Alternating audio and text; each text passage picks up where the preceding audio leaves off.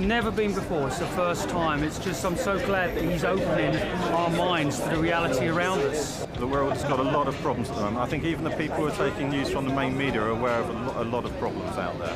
And the real way that we can solve them is by opening up awareness. And things like this event are going to do that. A friend of mine died of having swine flu vaccine recently. So I want to help as many people realise that you know, this world that we're living is not what we thought it is, and it's quite important that we get the word out. I do believe there is an evil cabal who are interested in power, money and control, and I have a lot of respect for David for not being scared and speaking out against it. I admire him. I think he's very brave. I just want to see him doing his thing. I want David to tell us all, man, you know. I want him to talk about the moon being a spaceship. I want him to talk about the future, which he's so positive about, you know, with what's coming and how humanity is going to remember who it is, you know, and see that fork in the road where we actually stop believing all the mainstream education and media and start to wake up to the true magnitude of who we are and how we create reality, you know. He's done a lot of quality research, and he's also applied a kind of philosophy to it as well. You can take it or leave it, but he's putting it out there for everyone, and he puts himself at risk of doing it, and we all owe him big time for that.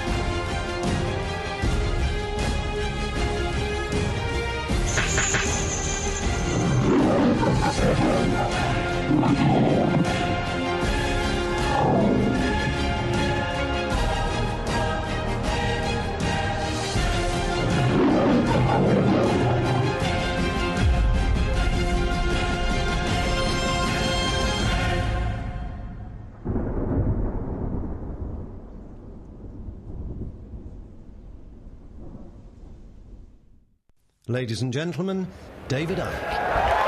Thank you. Thank you. Thank you. Thank you. Whoa. Thank you. Thank you.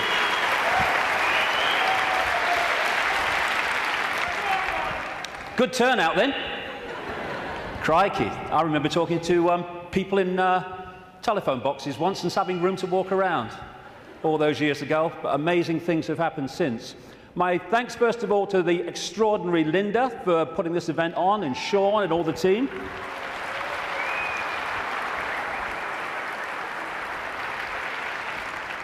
And my God, it's 20 years since my head blew off.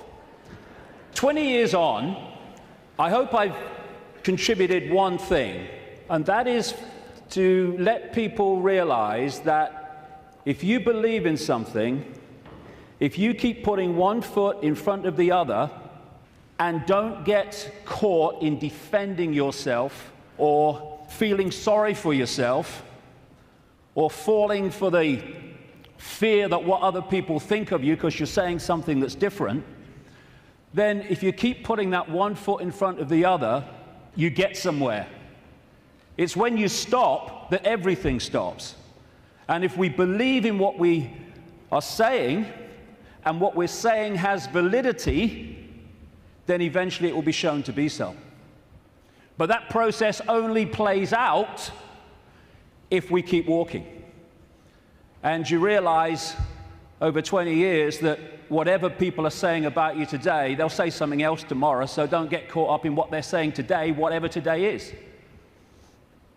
Because the fear of what other people think is the state of perception that stops people making a difference. Because you can only make a difference in a world of uniformity if you operate outside that uniformity, and that's always going to get you laughter, it's always going to get you ridicule and condemnation. And we either want to make a difference and we take that on and say whatever, or we don't, in which case nothing changes. And when I look back at this last 20 years, I can see very clearly in my life what happens to all of us. You come into the world, and then you go through a series of experiences, and they seem to be random. They don't seem to be connected. Well, this is happening now, and that's happening then, and this is happening today. But when you look back, you see how it's been a journey of connected, often fantastically synchronistic experiences that are leading us in a certain direction. If we choose to go. If we don't choose to go, then we just run on the spot, which is where most of humanity is because of the way the system is structured. So when I look at the different aspects of my life, I see the chain of events that's led to now. I mean, this was me when I came into the world. I was bloody happy to be here, I was. Mom, Earth's a shitty place and want to go home. And I felt like that as a kid, to be honest. But then my life unfolded, and I became a professional footballer. Have you seen them teeth? When I saw that bloody picture, I've seen them teeth. Last time I saw a set of teeth like that, it was winning the Grand National. But the football side of it, which just seemed to be, I want to be a footballer. Actually, because I ended up playing professional football with rheumatoid arthritis, not recommended, by the way, I had an iron will to keep going whatever. And my goodness me, that came in quite handy a few years later. Then I went into television. What a bloody poser, look at him. I don't know, you should curl my hair then, you know. And thank you. It's been a long time since anyone did that to me. In fact, that's the first time, I think. And what that did was show me the inside of the media, shite, and also gave me a public profile which was going to lead to something later that wouldn't be ignored, although at the time I wish it was being ignored. And then I went into politics, you can call Green Party politics, and I saw politics from the inside, how it's just a game, how it's irrelevant to human life, and how people who were fighting with each other in the public arena weren't doing anything but that behind the scenes. And then, bang, 1990. For a year before 1990, when I was still in the Green Party, I felt this presence around me. Even when I was in a room alone, or especially then, I felt this presence around me, like I wasn't alone. And this went on for the best part, like I say, of a year. And it got more and more powerful, more and more tangible. Long story short, I tell the story in the books.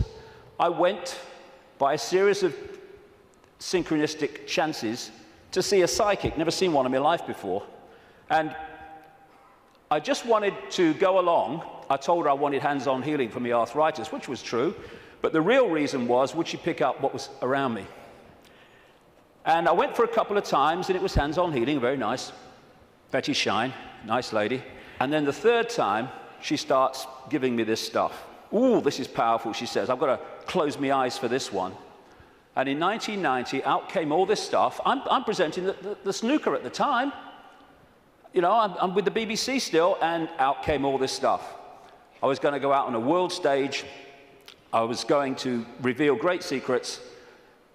And basically, there was a shadow across the world that had to be lifted. There was a story that had to be told.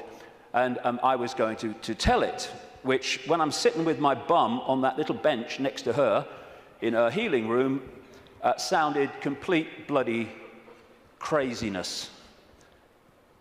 But it's unfolded. And it's unfolded very quickly after that, where my life started to change. And I started to come across information that was pushing me in a certain direction. And then in the same year, or just after the same year, 1991, I went to Peru just on a whim, on intuition, and ended up having extraordinary experiences on a mound in Peru, just down from where that is. This is Siyustani, not far from a place called Puno in southern Peru. Over just out the shot there, on this mound, when this energy was coming in the top of my head, and I was shaking like I was plugged in the mains for about the best part of an hour. And after that, everything changed. It was like a dam bursting in my head, and suddenly concepts, information, perceptions were pouring into my mind. And for about 3 months, if you'd have asked what planet I was on, I would definitely have had to check. And that 3 months was when all this unfolded, what I call my turquoise period.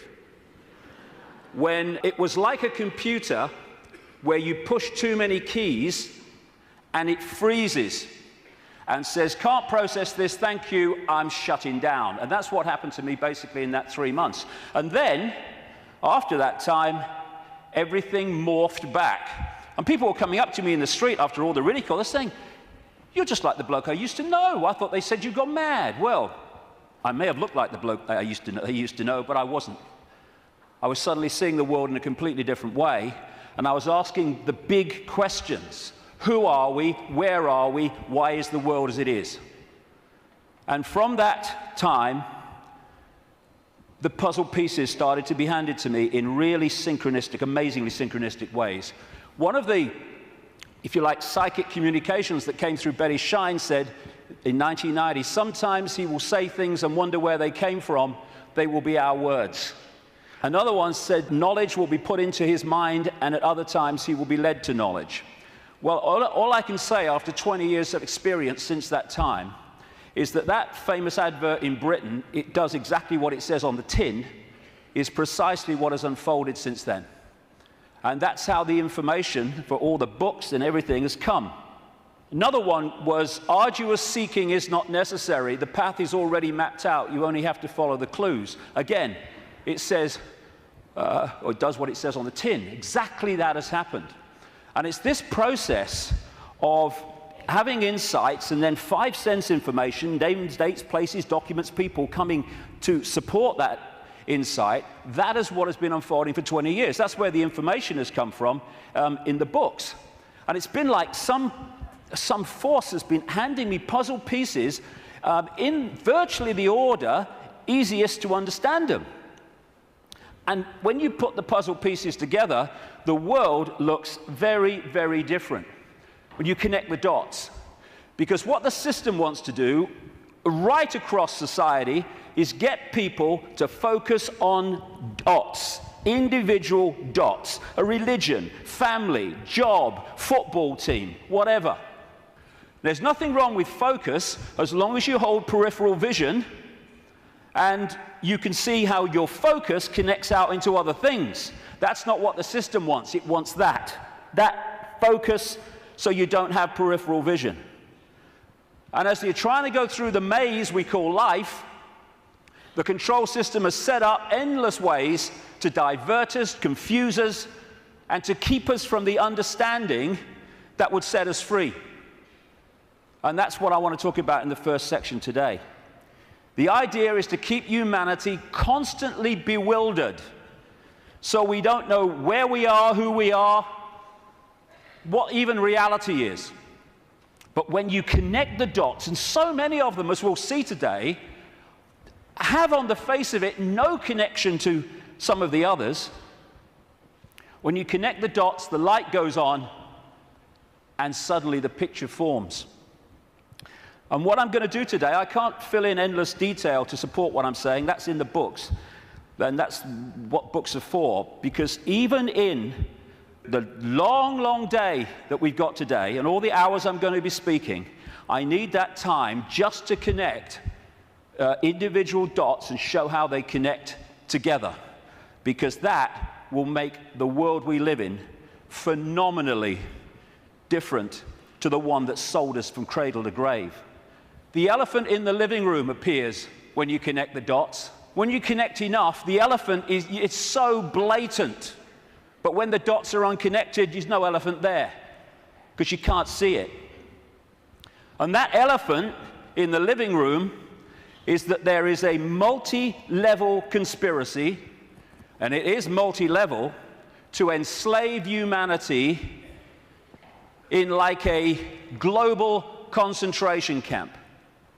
The trick is to make sure the slaves don't realize they're slaves, so they don't do anything about their slavery.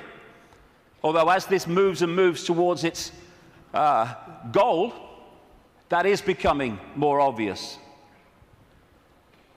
When I first started on this journey 20 years ago, the first few years, all the information coming to me in the, like I say, incredible synchronicity of meeting people, seeing documents, coming across information, having experiences, that first few years were about what I call the 5 sense level of this conspiracy. The banking scams, the police state, the Orwellian surveillance, the big pharmaceutical cartel, attack on the human body and the human immune system, engineered wars. And then after a few years, I started to move through the synchronicity, just following the clues as it said at the start. I came across this reptilian connection to the families that are running our reality. And then the most important part, from about 2003, 2002, when the synchronicity started taking me in to the nature of reality itself. And until we understand at least the themes of what this illusion is, we can understand nothing else about the world as it is and the way that the control system works. And then, over the last year, that synchronicity and the puzzle pieces has taken me into, perhaps for many people, I understand it, the most extraordinary area, which is that the moon is not what we think it is. Now, can you imagine if you've come along today out of curiosity? We're a few minutes in, and your eyes are on Bill. He just said reptile. He couldn't have done. He did. I heard him. Well, we're going to get into some strange stuff, especially in the second section. Well, the first section's strange. We really are lunatics for reasons that I'll come to. So we're now at this fork in the road where we can go down one track and we can experience freedom in a way that we've never even understood what freedom is. We go down the other one, the one that the control system wants, then we're heading for a Orwellian fascist global state. It's unfolding as I speak. That choice, that fork in the road, is to become conscious, because most of humanity isn't, because it's manipulated not to be, or the control system's route, which is just to become a clone, a computer terminal of a control system, a merciless control system. The choice is between this, not too far down the road if we allow it, and this. Go hard, isn't it? Which one? Ugh. Freedom on a level, like I say, that we can't even begin to imagine from the perception of awareness that we've had so far. We perceive just a fraction of what freedom is, even when we talk about freedom. And we can break out of this. We can break out of this maze, this vibrational prison that we've been encased in. But to do that, as I said at the start, we have to stop doing what has put us in there. And that is conforming to the world that we are told the world is. Stop being in the herd. Stop being in the box, because there is another way. And if we don't take another way, I'm not saying the other way, we live in all possibility, but if we don't take another way from the way we've taken this far, how can anything change? It can't. If you always do what you've always done, you'll always get what you've always got. Real simple. And we don't have to all be the same. You can look the other way. You don't have to be a faceless person in a faceless crowd. It's not compulsory. You can express your uniqueness. You don't have to do what everybody else does just because they do it and we're frightened of conforming. And sometimes the choice of not conforming can actually save us a lot of grief. And it will in the next few years. You don't have to swim with the tide. You can swim the other way. It's possible. You were born an original. Don't die a copy. But how many people do? Because they fear not being like everyone else is because of the comeback from those people. Truth does not change because it is or is not believed by the majority of the people. Everybody knows that, mate. Everyone knows that's rubbish. Well, I don't know it's rubbish. That's one less than everyone. We've made a start. As Gandhi said, even if you're in a minority of one, the truth is still the truth.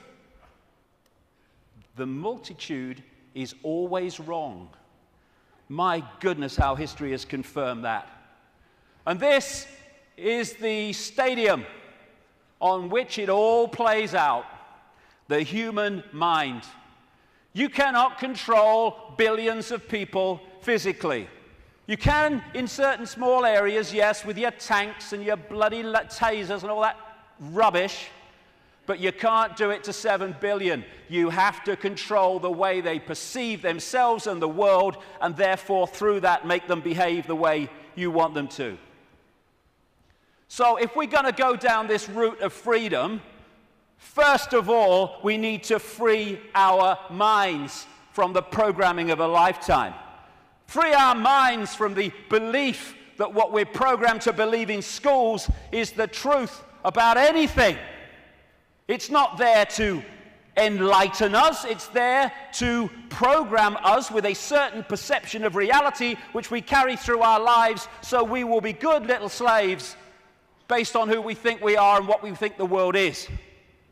Free our minds from the diversions and the nonsense and, hey, honey, she's after the car, quick. And while we're doing that, over here, the world is being orchestrated. Not for our benefit either. Free our minds from the belief that the mainstream media is interested in telling the people the truth of what's going on in the world. It's there to do the opposite. It's to tell us the version of reality the control system wants us to believe, so we will respond and react in the right way. Free our minds from the fake change people. I mean, crikey, is there a politician that's actually campaigning anymore that's not saying they stand for change? Change? Yes, I'll tell you what the change is. It's one guy claiming to be change controlled by the same force that controlled the previous guy. Free our minds from the fake, fraudulent, false flag terrorist events created by the same control system that then tells you how the world must change to save us from the terrorism that they had covertly created. Free our minds from the front men for this control system who are put up to frighten us into accepting changes in society, surveillance and control to save us from people who are front men for the very system that says, let me save you from him. Free our minds from the bullshit nonsense about human-caused global warming, which is nothing more than a way of introducing and justifying more and more controls and massive, massive increases in taxation, making fortunes for people like him. Free our minds from the idea that Big Pharma, the pharmaceutical industry, is in any way interested in human health. It's not about human health, it's about Big Pharma wealth and more. Free our minds from the four-letter word that controls the world, fear, that traps us in these vibrational boxes called fear. And free our minds, more than anything else, from the idea that we are Charlie Jones or Ethel Smith. We're just Joe Public. We've got no power. The choice is to become conscious, to realize that Ethel Smith is an experience, not who we are, and choose not to be what the control system is fast trying to create. Since I started writing about this, in some detail 15, 16, 17 years ago about the control system. It's gone from its coming to daily experience.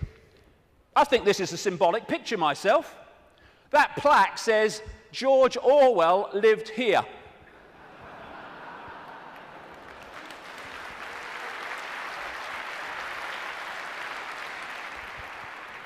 We've got peaceful demonstrations in America being scattered by excruciatingly painful sound technology. The microchip agenda's moving on. The sky's full of chemtrails and all the stuff that's in them. The food we are given to eat, if we choose to eat it, is full of chemical cocktails that are destabilizing our ability to think straight and be emotionally stable. And they're targeting the children more than anyone because they're the ones that are supposed to live most of their lives in this control system. They bloody won't, as I'll get to later, but they're trying. And yet so many people are still saying, well, it looks all right to me. Looks all right to me. To have your head in the sand, you have to be on your knees. The two go together. Ain't it great? Ain't it great to be free? So the idea is to enslave us while people think they're free. And this is a real important area that keeps us from focusing on this and acting on this. Wishful thinking.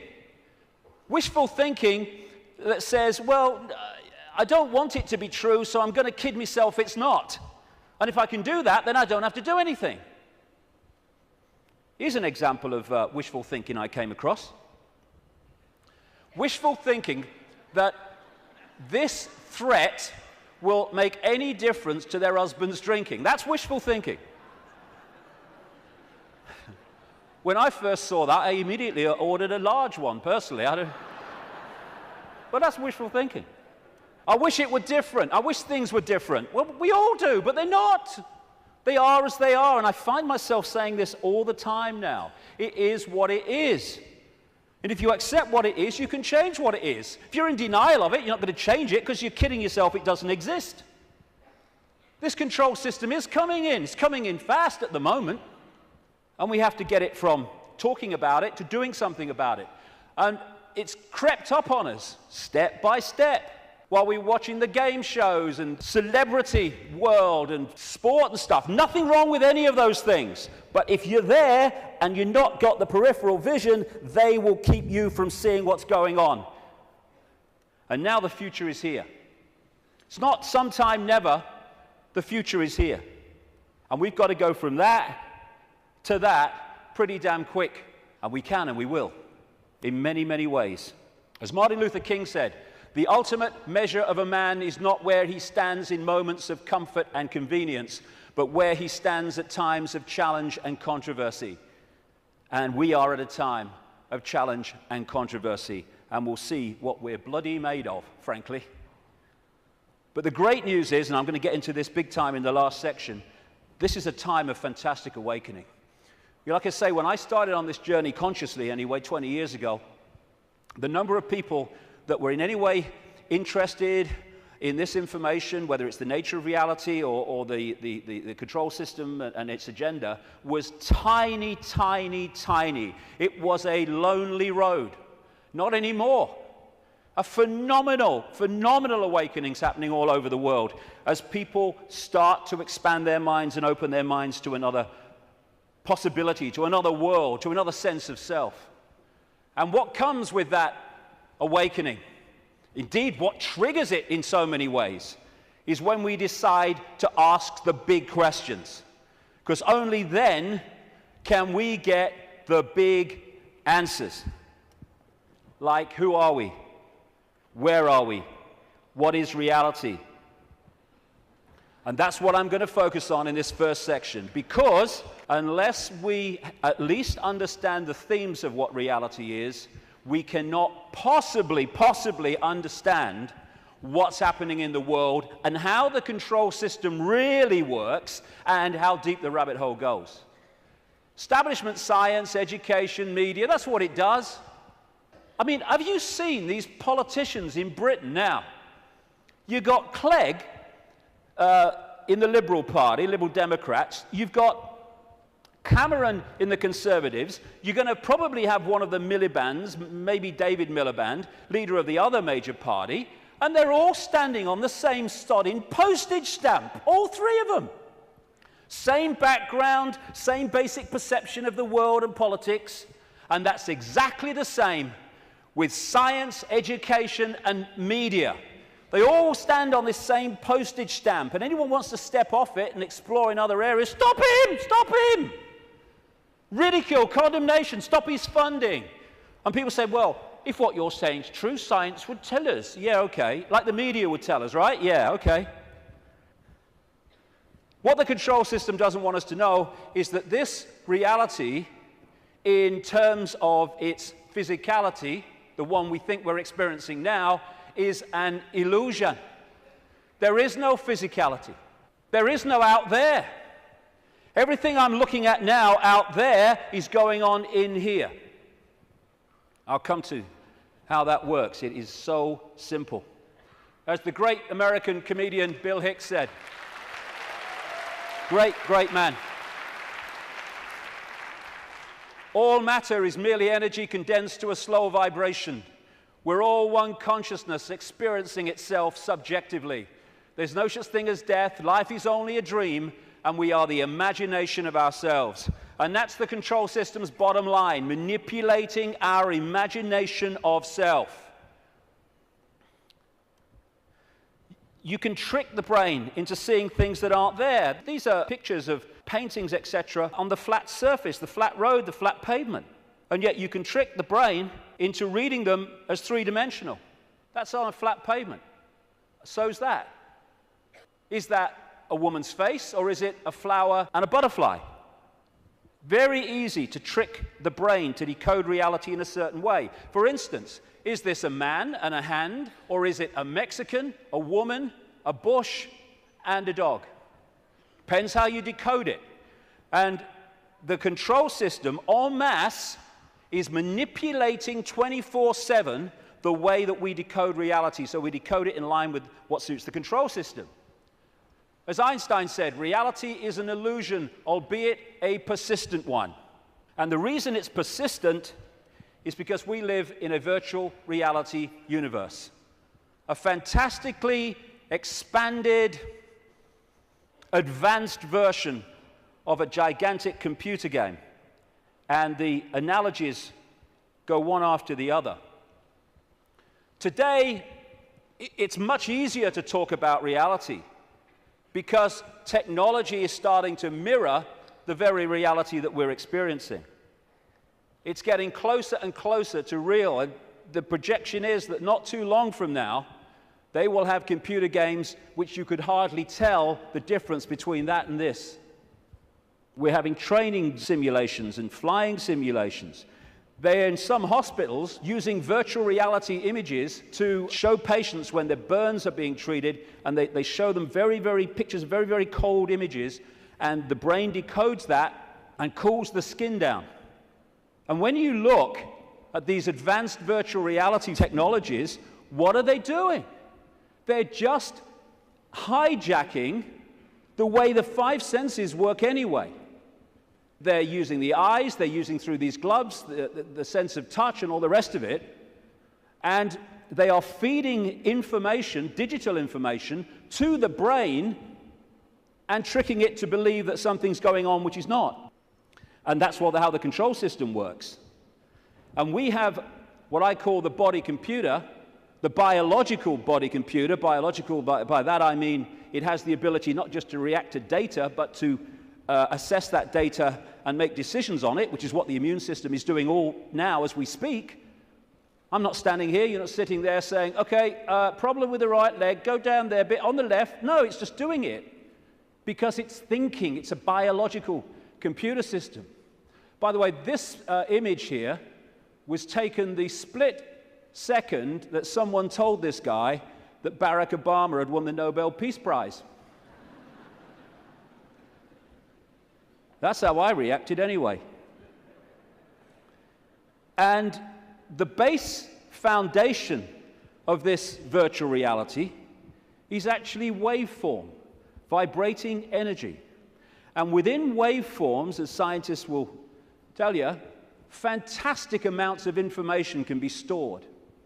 And that's what the base information construct of this reality is. It's information in wave form. And what I'm going to call that through the day is the metaphysical universe. When I talk about the metaphysical universe, I mean the waveform level of this universe before it becomes this. What happens is the waveform information construct is decoded through the body computer into the world that we think we are experiencing. It's all going on in here. And it's like, as I'll come to in a second, it's almost a mirror, though much more advanced, of the wireless internet, where you can get a computer and you can pull the wireless internet, the World Wide Web, a whole collective reality out of the unseen to appear on a screen anywhere in the world.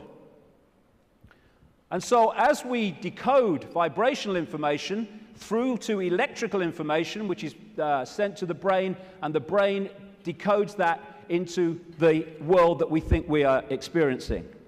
This is the metaphysical universe. Through the body computer, it becomes the world that we experience as outside of us. The five senses, which of course, as I say, virtual reality computer games lock into, that's how they work, they change vibrational information into electrical information, which goes to the brain to be decoded into what is holographic information. I'll come to that. So this is absolutely right, this scene from The Matrix, where the Neo character says, this isn't real, and Morpheus says, what is real? How do you define real? If you're talking about what you can feel, what you can smell, taste, and see, then real is simply electrical signals interpreted by your brain. That's all it is. And imagine if you can manipulate the way the brain interprets reality, because you know how reality works and the population doesn't, because you bloody well keep it from them systematically. The five senses are a decoding system. The most obvious one, of course, is sound. That's a vibration, comes to the ear, message to the brain, brain hears the sound. There is no sound until we've decoded it as so. Sound is just a vibration until we've decoded it. Sound exists in here. Same with taste. Electrical signals to the brain decodes it. This is how you can, through stage hypnotists, etc., get someone to eat a potato but taste an apple.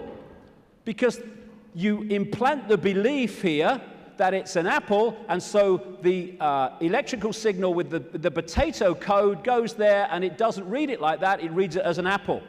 Even on that basic level, think of the potential for manipulating the way we see reality individually and collectively.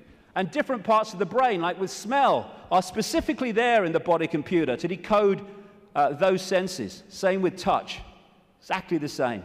Even movement. There is no movement until we've decoded that movement. There are conditions of the brain, which some people have, where they don't decode movement. So often they don't even see it. They'll see a car in the distance, the next thing, whoa, it's gone. Nothing in the middle. They see someone pouring a cup of tea, and all they see is a static arc of tea. It's all an illusion. It's a computer game. A very, very sophisticated one. I love that. Crikey, talk about having a laugh. Hey, Ethel, come and see who's in the telly. Don't you mean on the telly? No. Stage hypnotists are playing with this system all the time, like I say. And there are some other hypnotists I made earlier. These don't know they're hypnotists, most of them anyway. But that's what they're doing. They are all the time giving us a sense of reality, a belief in what is real. And if the brain takes on that belief system, it then starts reading reality in line with that belief, and it becomes a self-fulfilling reality. So we live in the equivalent, as I'll keep saying, a very, very advanced equivalent of the holographic internet, the World Wide Web. If you say to people, tell me about the internet, they say, yeah, well, it's graphics and websites and words and colors and the pictures. Yes, it is. But the only place that exists in that form, the internet, is on the screen. Everywhere else, it's electrical circuits, etc., etc. You say, tell me about television. They'll say, well, it's moving pictures on a screen. Yes, it is. But the only place that television exists in that form is on the screen. Everywhere else, it's electrical circuits and, in some cases still, many cases still, broadcast frequencies. And we live in what I call the cosmic internet, where information in the energy around us, I'll come to where it comes from in a minute, is then pulled out of the unseen. Just as these guys sitting out in the open, no wires, no connections, they are pulling the unseen out onto the computer screen. And if you think of it, because people say, well, if you're creating your own reality in your head and all that stuff, why do we all see the same stage? Why do we all see the same car? Well, when you log on the internet in South Africa or Australia or London or America or anywhere, apart from places like China, you log on to the very same collective reality as everywhere else, everywhere in the world. You might choose to go to this website, and if you go to this website, the guy in South Africa could go to the same website that you're on and see the same thing, because it's a collective reality. What happens is that we then decide, do we like this website? What do we think of it? Do I want to go there or do I want to go there? That's how we put our individual spin on it. It's the same when you look out the window and you see the same car going past. But I might like the car, someone else might not like the car. But it's the same collective reality. And the body computer is pulling this reality out of the unseen, just like those laptops. And so you've got in the Matrix movie that scene where he says, the Matrix is everywhere. It is all around us, even now in this very room. You can see it when you look out of your window or you turn on your television. You can feel it when you go to work, when you go to church, when you pay your taxes. It is the world that has been pulled over your eyes to blind you from the truth. What truth? That you are a slave, Neo. Like everyone else, you were born into bondage, born into a prison that you cannot smell or taste or touch, a prison for your mind. I'll get into the nature of that prison in the second section. So what is this universe? It's information. And it's information decoding information. Just as you put a computer disk in a computer, it's information. The information encoded in the computer then reads the information on the disk. That's what we're doing. And that way, we manifest this apparently out there reality. We too, the so-called human body, is energetic, non-physical in its base form. But when it comes through the decoding system, it becomes the world that we think we're experiencing outside of us. It seems to be outside of us. I'll grant you, my God, I look out here, it looks to be outside of me. But it's inside of us. We are creating it through the decoding system in our heads. Now, I'll go into this area in the new book. What I'm saying is that, well, I'm not saying this, scientists are now saying this. At the center of this galaxy is a massive black hole, and the increasing thinking is, and I would say it fits perfectly, is that there is a giant black hole at the center of every galaxy. What I'm saying is these black holes resonate the base information or the base vibrational frequency of this virtual reality universe. And they interact with what we call the suns. In this case, our sun in this solar system, but of course there's suns all over the place. I'm saying that this vibration triggers from the suns, depending on its vibrational state, because it changes, and that answers a lot of things, as I'll come to shortly. It triggers information of certain kinds being transmitted by the sun, suns in general, in the form of photons. Photons are the base unit of what we call light and other forms of electromagnetic radiation. They carry information. These photons being generated out of the suns, triggered by this vibrational base frequency coming from the black holes, create the cosmic wireless internet within our reality. And that's what we are decoding The Earth decodes it. It's photon energy, photon information that is passing through the Earth energy grid. It is photon information, what the Chinese, in their acupuncture disciplines call qi. That qi is actually photon energy. It is information, which the body computer then is decoding into this collective reality. And just like on the internet, where you can see information and receive it, but you can also post information, so we're interacting with this virtual reality universe and changing it subtly as we put our unique spin on things. And we're creating that world that I keep talking about. Now, some scientists over the years have postulated that this physical world only exists when it's observed. I agree. Why? Because of this. When you put a computer disk into a computer, it does not read all the information on the disk at the same time. It reads that part that it is observing, whatever that laser's hitting at the time. All the other stuff is still in information form. It's not been transferred to the screen as pictures, etc. And we do the same. When we observe, decode, then we bring it into this reality. But without that, this is just the base vibrational metaphysical universe, which is the basis of all of it. Then no light gets in the brain. So how do we see light?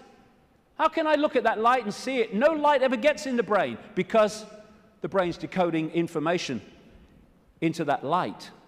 So when you see things like in the Matrix movies, those lines like, there is no spoon. It is not the spoon that bends, it is only yourself. Exactly. Because the only place the spoon exists in physical form is in here. And you bend it by bending the way you decode reality.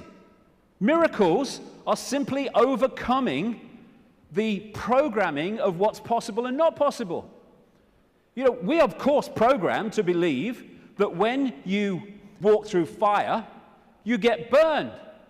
And if you walk through fire or hot coals with that belief, that decoding state, you'll burn your bloody feet. But as so many people have shown, if you can go into another state of consciousness and override that, you can walk across hot coals and not feel a thing. Why? Because an illusion cannot burn an illusion unless you believe it can. There are no miracles. There's just understanding how to manifest all possibility. And that understanding comes from the fact that we acknowledge, we understand that we are consciousness. Disembodied, no form awareness, having an experience. Like a Central American shaman said, we are perceivers, we are awareness, we are not objects, we have no solidity. We, or rather our reason, forget this, and thus we entrap the totality of ourselves in a vicious circle from which we rarely emerge in our lifetime. And that vicious circle is what the control system wants to keep us in, because then we're controllable. If we understand who we really are, what we really are, it's impossible to control by a bunch of control freaks. The body is the way our awareness experiences this reality. If I want to interact with this reality, which is a frequency range, I have to have an outer shell, we all do, that vibrates within this frequency range, because our consciousness is vibrating much too quickly. It's like Radio 1 trying to make connection to Radio 2. They're on different wavelengths. It's never going to happen. So we take on this outer projection we call a body, and therefore I can pick this up and interact with this reality. What the control system wants us to do is to believe that that projection, that vehicle to experience this reality is who we are, because then we go from, I am all that is, has been, and ever will be, I'm Charlie Smith, I'm Ethel Jones, I've got no power. It's the whole bottom line of it. We say I'm going on the internet. We don't go on the internet. The computer goes on the internet, and we observe the internet through the computer. And our mind-body is the vehicle to experience this reality. That goes on the internet. Consciousness, the real us, observes, just like the World Wide Web, observes the internet through that vehicle. And like I say, the idea is to get us to think that we're that and not that. I had a vision when I was sitting in the bath a couple of years ago now, maybe. And I've asked my great friend, the brilliant Neil Haig, to knock this up from what I saw. I'm sitting in my bath, and I saw billowing energy, yellow, kind of white-yellow energy. And I took that immediately to be consciousness. Then an eye appeared in the energy, the consciousness, and then a telescope appeared. At the end of the telescope was this reality, the Earth, the solar system, whatever. The last movement was for the telescope to morph into a human body. And that was so profound in the sense of that's how it works. And because of the limitations of this focus, we see ourselves, if we don't stay in contact with that, in very limited terms. Death is just putting the telescope down. Well, I've had enough of that. Earth's a shitty place. Hello, all right, I'm back. You never went away. The computer's here. We are observing through the computer. And I want to make the difference, because this will go through the day, the difference between consciousness and what I call the mind. Everything is the same energy in the end, because it's just one unified awareness I call the infinite. But it takes different expressions. Consciousness is the ocean. All possibility, all that is, all awareness. And the mind is like a frozen, denser expression of that, and therefore has great, great limitations in terms of awareness and perception compared with that. And one of the reasons is to interact with this reality, which is much denser than consciousness, we have to have a denser conduit, which we call the mind-body. Therefore, it has to be more limited than consciousness itself. This guy, Ramana Maharshi, a man who lived in India and meditated for most of his life on a mountain in India. I've actually been there. Nice place. He said, mind is consciousness which is put on limitations. You are originally unlimited and perfect. Later, you take on limitations and become the mind. Or as Einstein put it, a human being is a part of the whole called by us universe, a part limited in time and space. He experiences himself, his thoughts, his feeling, as something separated from the rest, a kind of optical delusion of his consciousness. And that optical delusion comes from looking through the lens, the telescope. And what it does, and I keep saying the control system is structured exactly to do this, it puts us in a false identity. One that doesn't think all possibility, it thinks limitation, I can't, that's not possible. And if you want to control people en masse, you want them in that mode. I'm not David Icke. David Icke's my experience. It's a name for the experience I'm having at the moment. I am all consciousness, all awareness. All that is, has been, and ever will be, and so is everyone else in this room, everyone else in all the realities of this infinite world that we live in. We are all possibility. And that's our base state. I don't care who you are, what you've done in your life, what regrets you have, how successful you've been, your base state is all possibility. And I've only taken psychoactive drugs once, well, 1.5 times.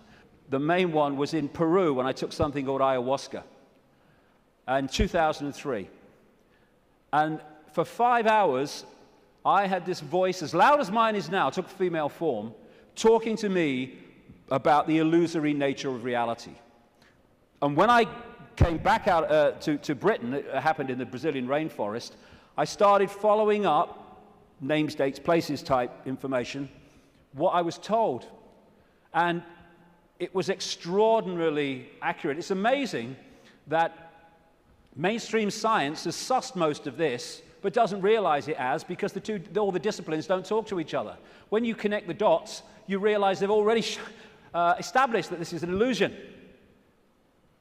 But that doesn't go down well because it's too close to the truth. And how I experienced that state beyond this world, beyond vibration, was as stillness and silence. And that's what all possibility is, the stillness and the silence. There was a great line that voice said to me when it was explaining the nature of reality. It said, if it vibrates, it's illusion. If it vibrates, it's illusion, because our core level is stillness and silence. I experienced that. Amazing feeling.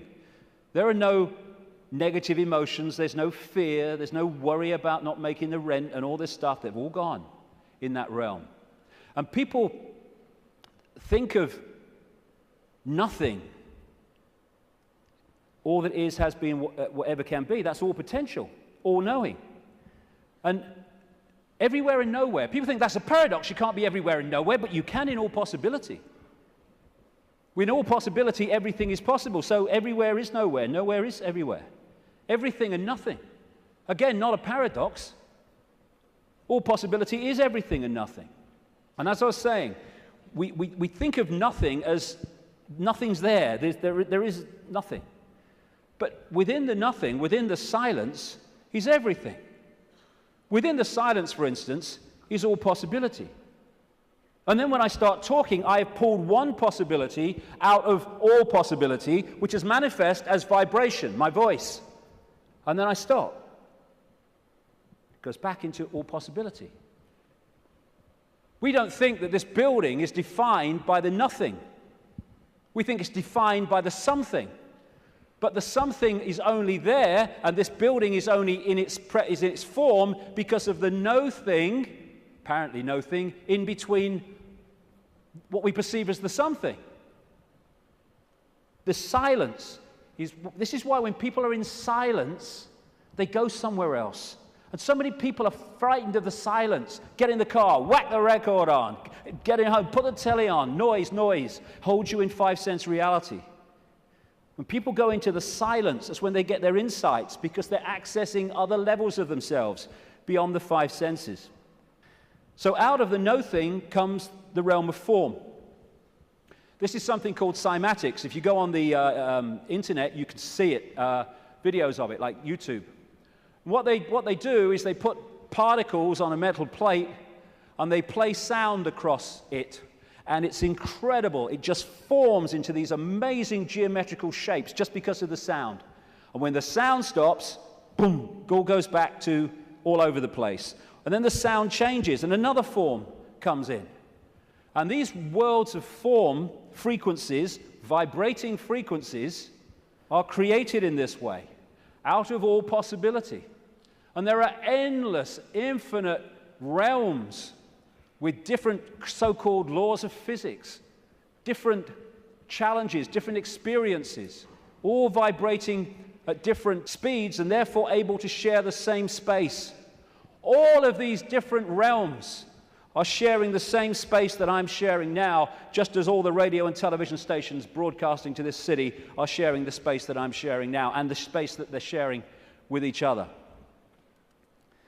So we live in a frequency range, and that frequency range is dictated by the range of frequencies that our body computers can decode. And it is extraordinarily tiny. We're virtually blind in terms of what exists. The vast majority of this universe is what scientists call dark energy or dark matter. And they call it dark not because it's pitch black, but because we cannot decode it. Therefore, it is not in our realm of experience. We have to work it out by its impact on things that we can see. And the electromagnetic spectrum is 0.005% of what is projected to exist in this universe. And visible light, which is the only frequency range that we can decode, is a fraction of the 0.005%. So this is it. Visible light. This is our world. And we look out and we think we can see everything. But we can't. We can see what we can decode. And therefore, we operate within a dimension, we might call it, and it's penetrated by other dimensions, which allows those other dimensions to interact with ours, which I'm going to get to in the second section, because that is fundamental to the control system. What we're doing is we are putting our focus of attention into this reality through the body computer, and therefore this seems to be the only world that exists. But the space we're occupying is teeming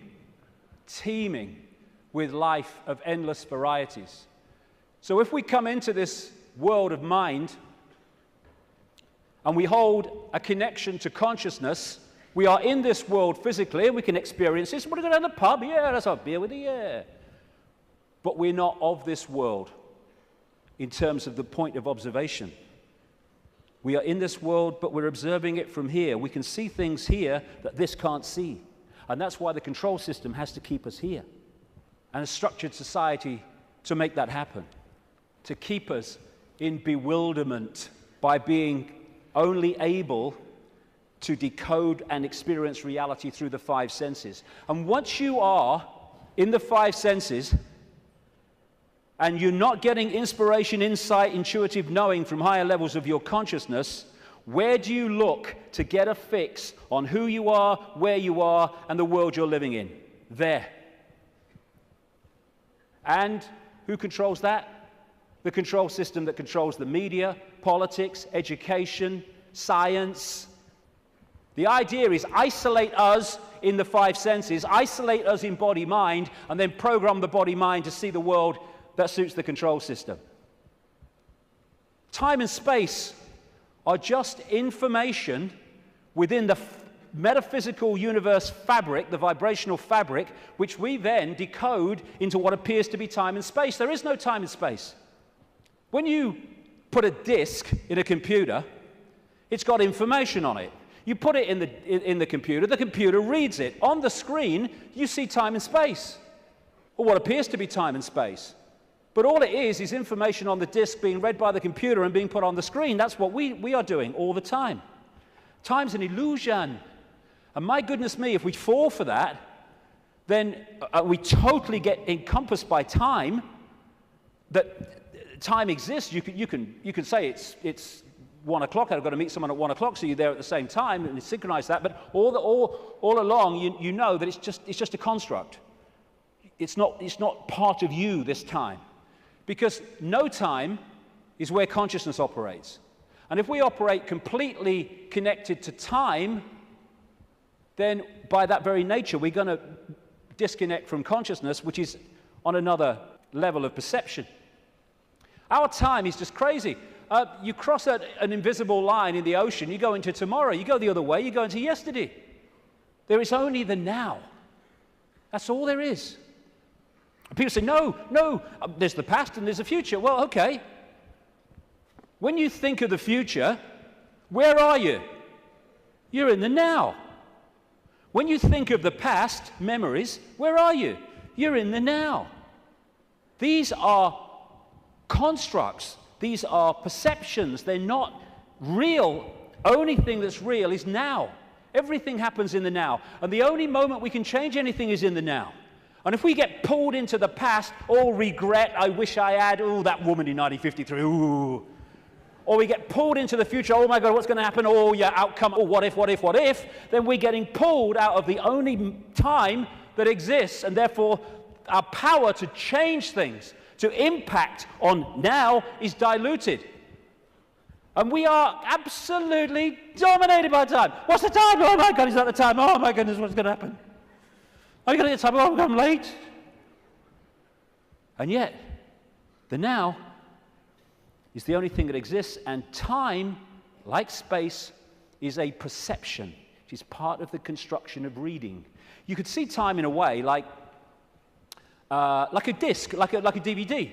What you've seen in the film is your past, as you perceive the past.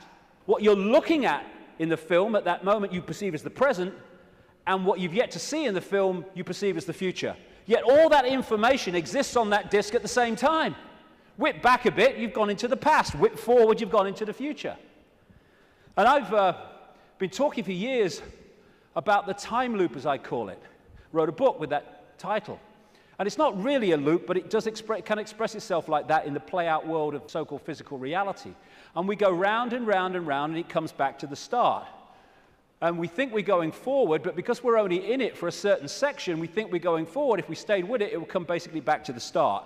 It's like a place of experience, and depending on what we wish to experience, depends on what part of the loop that we decide to experience. Because, as I said earlier, this vibration, and by the way, this vibration coming out of the black holes vibrates in the now. It doesn't move through time. It carries the encoded information that we decode as time, but it vibrates in the now. But it doesn't vibrate just the same forever. It goes through a cycle, a vibrational cycle, changes. And as it changes, it elicits different information from the suns, which we then decode. And as we do so, the world moves on, experience moves on through different epochs. You look at the ancients around the world, and they invariably see time as secular.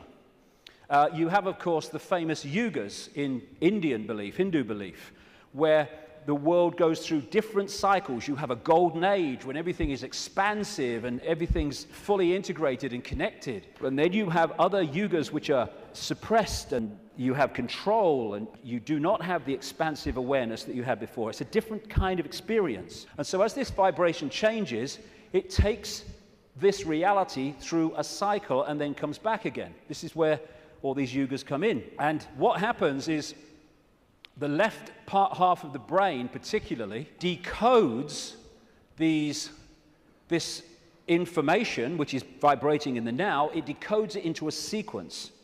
It's what some brain scientists call the left brain a serial processor. And it's this sequence that it puts the information in that appears to be the passage of time from past to future. The quicker it decodes it, the quicker time seems to move, the slower it decodes it, the reverse. This is why, as Einstein said, if you're in the company of a beautiful woman, time can pass very quickly, but if you're in a dentist chair, it can pass very slowly, because your brain is decoding reality in a different way, putting it into a sequence in a different way.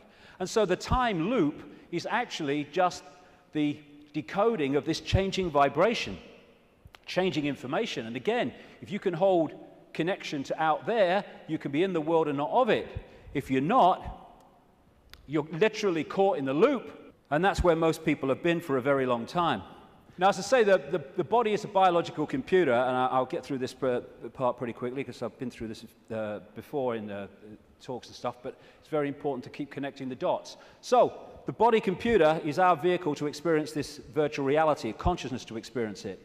It's like, you want to go to experience another planet, you need an outer shell. As I said earlier, we need an outer shell vibrating within the frequency of this reality. And this is what makes racism so ludicrous, so insane, such a confirmation of ignorance. Because it's just a vehicle to experience this reality. And racism is the final confirmation that you are caught in five-sense reality and have not a clue of the nature of what we all are, racist and non-racist, and that is consciousness. Humans, we think we're humans. We're human. Humans are like a software program. We're not human. We're experiencing being a human. We are consciousness having that experience. As this article in the San Francisco Chronicle said, DNA is a universal software code. From bacteria to humans, the basic instructions for life are written with the same language. And there are 4 codes, A, C, G, and T, or in my case, G and T, G and T, G and T. I like that one. It's in my DNA. And how these codes are in relation to each other decides if the outer shell is a human, a mouse, a virus, anything. And it very much connects into those green codes on the computer screens in the Matrix movies. And the body computer, biological computer, has the ability to think and assess for itself, ticks every box when you go through it. The reason they're now talking about connecting the brain to desktop computers is because they are connecting 2 computers. One far more, infinitely more advanced, yes, but 2 computers. That's how it's possible. When the computer won't work, won't turn on, won't process, we say the computer's dead. You drop a computer from a top floor, it will smash and it will be dead. You drop a human computer, it will smash and be dead. Because that's all that happens at death. The computer dies. We don't bloody die. There is no death. We're consciousness, infinite consciousness. The computer goes into sleep mode just to tick over. We go into sleep mode just to tick over. We have antivirus technology in computers to seek out the viruses that are a danger to the computer's systems and what you might call health. We have a phenomenal antivirus system we call the human immune system, which does exactly the same. And when you have a virus system and a new virus comes up, they have to update it because it can't work out how to stop it, because it's not been programmed to. This is updated by reacting and then integrating that so that the next time that comes, it can deal with it.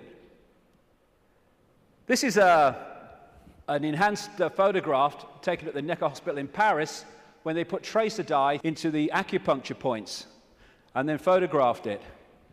And the tracer dye went through these lines of energy in the body, the chi, the photons.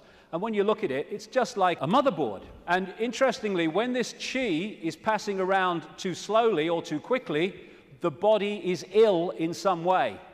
And what acupuncture is about is using the needles and other techniques to balance out that flow of energy. And what happens when the information is passing around a desktop computer in less than optimal speed? You say, my bloody computer's slow today, and often it's slow because it has a virus. The brain is the central processing unit of the computer, which in a desktop is a microchip. It's the main processor of information. The DNA is the hard drive, and it's not just the DNA we see physically, because even DNA is just the decoded version of an energy field. We have an energy counterpart, which we call the human aura. What we call cultures. I'm this culture. I'm a black South African. I'm a Hindu or whatever. These are different sub-softwares of the human software. This guy, William Sheridan, was in a New York hospital waiting for a heart transplant, and he joined an art therapy course. He was about as good as I am, and I'm a terrible, terrible artist. And this is what he was drawing. After his heart transplant, suddenly he went back on the art therapy course and started drawing much more sophisticated pictures. As a result of agreeing to promote organ donation, he managed to meet the donor's mother. He asked her the obvious question, did your son have an interest in art? And she said he wanted art materials rather than toys from the age of 18 months. He was crazy about art. And there have been many studies, some of them very extensive over the years, that have shown the incredible connection between people who've received hearts, lungs, and other organs from people and then taken on either and or their character traits or their abilities. Because what are they doing? They're downloading information from one computer to another. That's how it gets passed across. Credo Mutwa, the great Zulu shaman in South Africa, told me that in the days when they used to eat people in Africa, one of the golden rules was that you must heat the person to a certain temperature, otherwise if you eat them, you become them. Same principle. We are led to believe that what identifies us with the body and what identifies us with the body being us is whether we're a man or a woman. Again, being a man or a woman is not what we are, it's the experience we're having. How can we be a man and a woman, or how can that be what we are, when you can change from a man to a woman through chemical intervention? It's changing the nature of the computer through chemical intervention. Freaky the chicken, who was in the papers a few years ago, started out life as a hen, laying eggs, then had a massive, for some reason, explosion of testosterone and became a cockerel. Started chasing the chickens, the hens, and crowing at dawn. Grew a comb. How can male or female be what we are when that can happen? It's an experience for consciousness which is neither male or female because it's all possibility. This is from the BBC website. Scientists have been able to take control of flies' brains to make females behave just like males. Researchers genetically modified the insects so that a group of brain cells that control sexual behavior could be switched on by a pulse of light. The team was able to get female fruit flies to produce a courtship song behavior usually only seen in males. Just so you manipulate the computer. Why do birds suddenly start singing together when the sun comes up? I mean, is there someone with a baton? Go! Why did Freaky the chicken start crowing at dawn when the testosterone came in? It's a program. It's the same with emotions, where we think the emotions of who we are. But you can fundamentally change your emotional state through drugs, through chemicals, through things like mercury. Mercury in fillings can change your personality.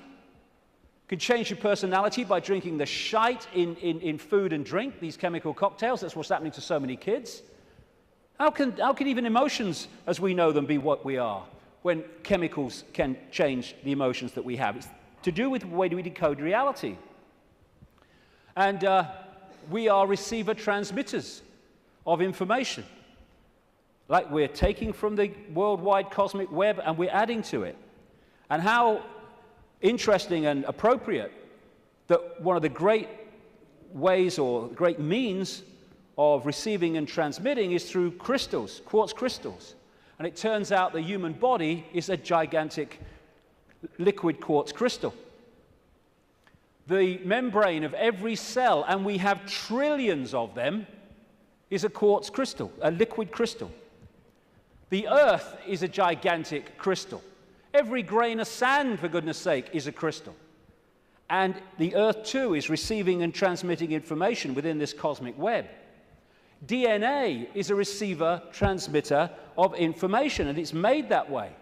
This is an article on DNA. From the characteristic form of this giant molecule, a wound double helix, the DNA represents an ideal electromagnetic antenna.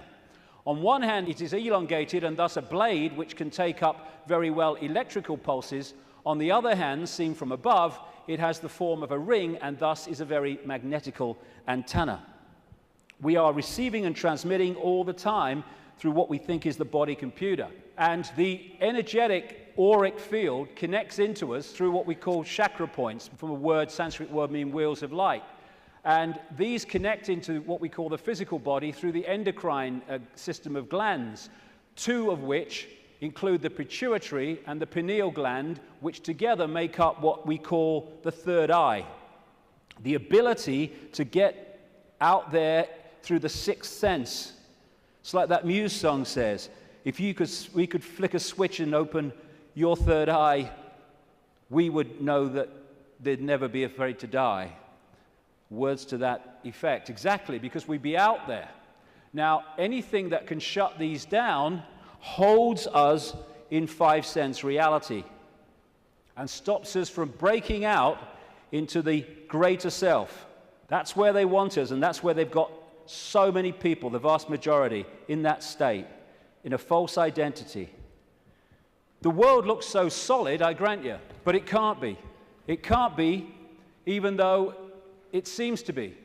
And if you bang your head on the wall, again, like walking through the fire, believing you're going to get burned, bang, you'll bang your head. But it can't be, because the world is made up of atoms, and as quantum physicists have shown, atoms have no solidity. How can something which is basically empty space make up a solid world? It can't. The reason it appears to is because the information in the waveform metaphysical universe is decoded through into apparent solidity. Again, it's just the way we decode reality that gives it form. We take information from a disk, we put it on the screen, it seems to have time-space solidity, but it doesn't. It's just information being read, and that's exactly what's happening to us. The reason it appears solid and it appears three-dimensional is because we live in a holographic world. We see holograms, you can buy them in the shops, where they appear to be three-dimensional, but actually they're not. It's just the illusion of the way they're made. And how they make them is they have a laser, part of it goes across the object they want to photograph, another part goes directly onto a photographic plate, and then the part that's passed across the object goes onto that plate, and they collide. Those two parts of the laser collide, and they create, here we go, a wave form. We call it in holographics an interference pattern. It's like dropping two pebbles in a pond, and then the waves they create collide, and that is a waveform representation of where those pebbles fell, how heavy they were, how high they fell from, etc., how big they were, etc. And this is what the waveform, again, looks like on a holographic print. It's information. It seems to be nothing. It looks like a fingerprint, appropriately, actually. But what is it? But you fire a laser at that, and suddenly a three-dimensional, and the best of them, a very solid-looking image comes up. This is we create our reality. It's holographic. This guy is in an Australian city, I think it was Melbourne, but he was projected as a hologram onto a stage in Adelaide. This is one that CNN did. So we are creating a holographic version of this information, just like a hologram does in our heads. That's where it comes from. It's this construct. And how funny, I've been saying this for years, and then I come across this very, very mainstream New Scientist magazine in January now 2009, and its front page, "You are a hologram projected from the edge of the universe." You don't need to go through great swathes of academia. In fact, it's often the worst thing that can happen, because it puts you in the box on the postage stamp, often, to understand reality. You just have to access that which is all around us, containing that knowledge. And then you have the question, how can something be a waveform and a particle at the same time, which is what quantum physics has found and gone, what? How can that be? Very simple.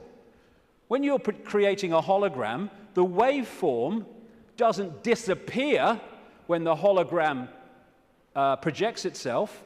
They both exist at the same time, the information construct and the decoded holographic form. The particle and the waveform exist at the same time. It's so bloody simple. People think it's so complex. One of the great things about a hologram is that every part of the hologram is a smaller version of the whole. So if you cut a holographic print into 4 and put a laser onto the 4 pieces, you don't get a quarter-size version of the whole picture, or a quarter-size part of the whole picture. You get a quarter-size version of the entire picture. And because of that, this is why these things happen. This is why reflexologists can find points on the hand and the feet and elsewhere that relate to different organs and parts of the body. This is how acupuncture can do it, and reflexology with the points on the ear. Do something here, it affects the heart. Do something here, it affects the liver. Because it's a hologram, and it must be like that, because every part of the hologram is a smaller part of the whole. Holographic blood, this book by an American physician called Harvey Biggleton, I went to see. He has found holographic images in the blood. And I looked through one of his really powerful microscopes, and as he increased it and increased it and increased it, my blood went from blood as you would perceive it to quartz crystal when you got it to the most powerful level. That's what we are, crystals. So because we live in a holographic reality where everything is a smaller version of the whole, that's where we get the theme of as above, so below. That's why the human energy field is mirrored by the Earth energy field. Because we are a smaller part of the Earth hologram, and the Earth hologram is a smaller part of the greater hologram. And on one level, this reality is digital. And they're creating now, and this is extremely relevant to what I've been saying, they're creating now digital holograms that operate in a slightly different way to the holograms we've had before. And some of these digital holograms, that's one, are being used at promotions to sell products and stuff. And people are frightened to walk through the hologram because it looks so solid. And that's what this is, digital holograms. Digital holograms is the reality that we're experiencing in what I call the play-out world. And this is why numerology works. Numerology can predict things, and it can make things happen because it is working on this digital level of reality. Computers work on binary systems of on-off electrical charges, just symbolized as 1 and 0. They're now starting to develop trinary computers with a third number. And the human brain works how? On binary and trinary on-off, etc. electrical charges. And of course the A, C, G, and T codes of the DNA all connect into this. So while in the Matrix movies we saw the projection of beyond the physical world, it was a digital world, so is ours. That's exactly what it is. And like I say, scientists are not sussing any of this stuff in terms of the mainstream because they focus on their own discipline, their own individual dot, and they don't connect the dots, and therefore they can't see the picture. I watched a program the other day. It was a mainstream science program, and it asked the question for at least an hour. I think it was an hour. What's the biggest number? And they were going to these bloody numbers that went on and on and on and on, disappearing up there, trying to work it out. Well, I'll tell you the biggest number. That's the biggest number, infinity. There is no biggest number. There is only all possibility. And numbers are the digital level of this reality, and because of that, numbers represent vibrational states. As a result of that, you can manipulate reality through numbers and numerology, because you're manipulating that level of the decoded construct. So what does all this mean? We live a false identity. We think we're humans when we're consciousness. We're multi-leveled awareness, not just the body, consciousness. And some near-death experiences have experienced and then come back to tell the story of what they've experienced when they've been through. Sometimes they experience it as a tunnel and then come back when their body releases the consciousness for a short time. And this is one that encapsulates all of it. He said, everything from the beginning, my birth, my ancestors, my children, my wife, everything comes together simultaneously. I saw everything about me and about everyone who was around me. I saw everything they were thinking now, what they thought then, what was happening before, what was happening now. There is no time, there is no sequence of events, no such thing as limitation of distance, of period, of time, of place. I could be anywhere I wanted to be simultaneously. This body computer is what gives us the delusion of all those things. And I'll just finish on this bit. Key to holding us in servitude is to keep us in the left hemisphere of the brain. We have two, the right brain, the left brain, and we have a bridge called the corpus callosum, which bridges the two and should pass information between the two. And the right brain, they are very, very different states of being. The right brain is the out there, the creative, the connection with all that is. The left brain is what deals in numbers, in language, in sequence, and puts everything in hierarchical structures and all the rest of it. And what the system wants, it wants us in there. Because when we're in there and not in there, we are there. And the whole system is structured to put us there. The education system, everything. I found this, different functions of the right and left brain. What the right brain wants to do is say the color. What the left brain wants to do, language, it wants to say the word.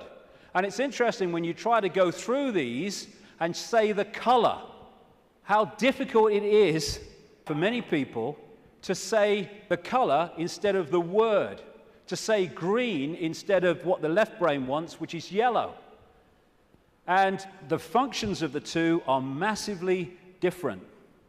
This lady, a brain scientist, neuroanatomist called Jill Bolte Taylor, became well known when she had a stroke in the 1990s, I think it was.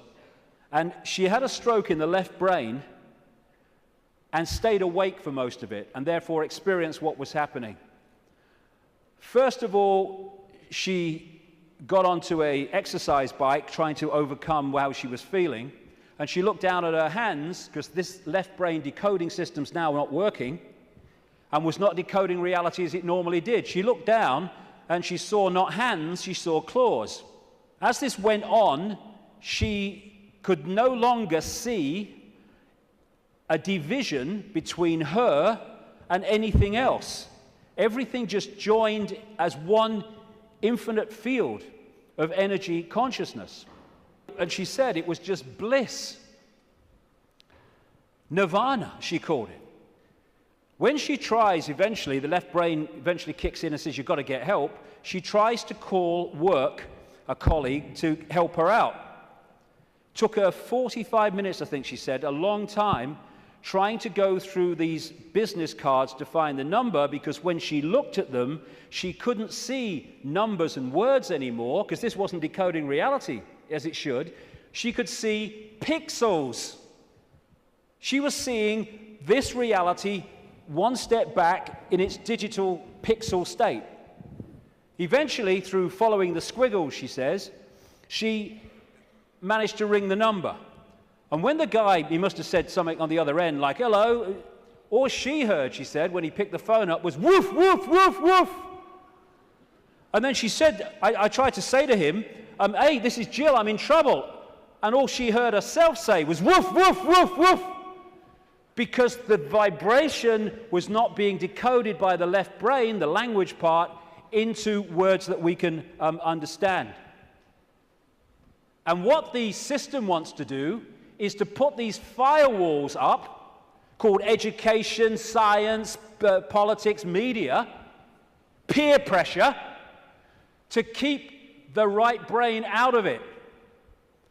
And this is fundamental, because these things are all part of the defense mechanism, keeping us in left brain reality and out of right brain infinity. Now, some people, they call them autistic savants, like this man, Stephen Wiltshire. They access the right brain potential in ways that other people don't. And this is why they're capable of fantastic achievements. This guy, Stephen Wiltshire, was taken up in a helicopter over London by the BBC for half an hour with nothing except his eyes, and then came down and drew London from the air with incredible accuracy. Why? Because he was accessing that infinite potential that left brain people, most of people in the world, don't. This guy, Daniel Tammet, another autistic savant, has again achieved incredible things, because he was challenged once to learn Icelandic in a week, and it's an incredibly difficult language to learn. I mean, none of the media were using on their news reading, were using the real name of that volcano in Iceland, were they? Because they could bloody pronounce it. This guy went back on television a week later speaking Icelandic. And his Icelandic teacher said, he's not human. Yes, he is. It's the human that we once were and will be again, when this suppression of our potential and our infinite possibility is brought to an end, and this shite stops.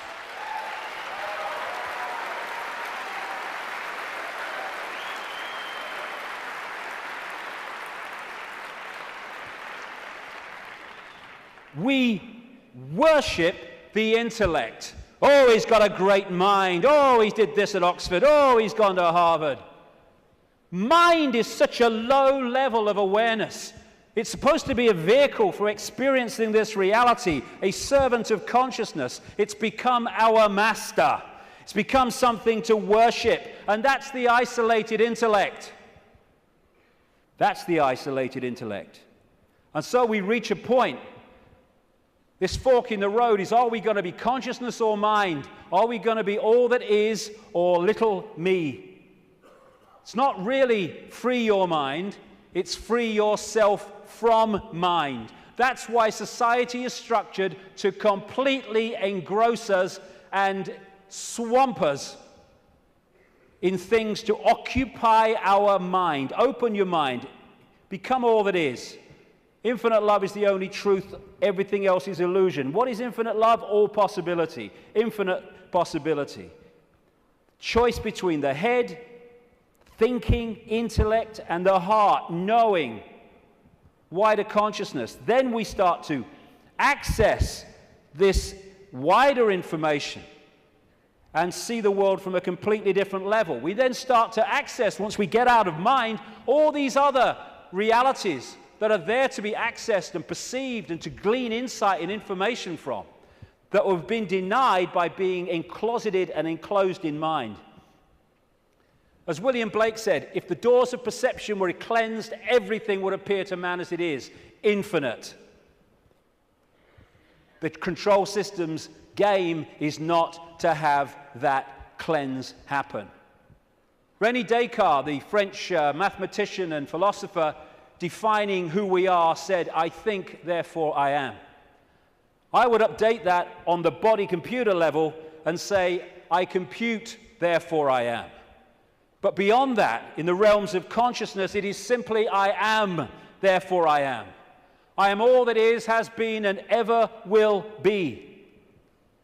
And this multi-leveled conspiracy is there to keep that knowledge from us, to hold us in little me mental states, so a tiny few can control billions. Without this knowledge, we cannot understand the conspiracy and how it works.